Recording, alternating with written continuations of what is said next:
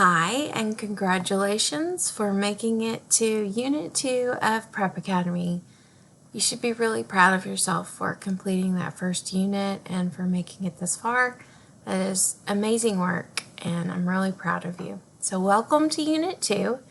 I want to just take a couple of minutes and remind you of a couple of things before you get started on the coursework. The first is this: when you're on the home page, as we are now, please always start each new experience in prep by clicking on Content, which will take you to the table of contents. This is the overview of Prep Academy. You have already completed Unit 1, yay! Now you're working in Unit 2. These are the primary goals. The third unit, those are the primary goals.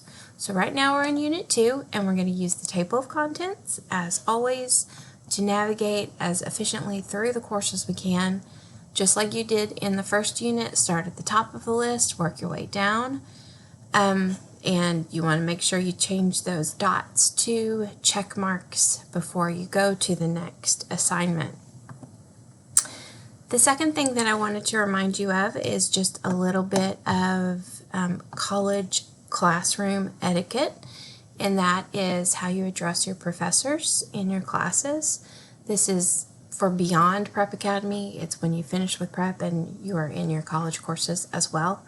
We do not use Mr. or Mrs. when we address our instructors in college. So if you know that your instructor has a PhD, then you call them Doctor plus their last name. If you're not sure, or you know that they don't, then it's always appropriate to call them Professor plus the last name. So if you have, we have a couple of graduate assistant teachers in this class with us who will be reaching out to you and helping you with your coursework, and who will also be scoring some of your work. So you would call them Professor plus their last name, and you'll call me Dr. Bishop because you know that I have my doctorate.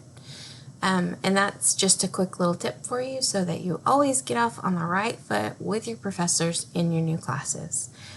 Welcome to Unit 2. Good luck. I can't wait to see what you do.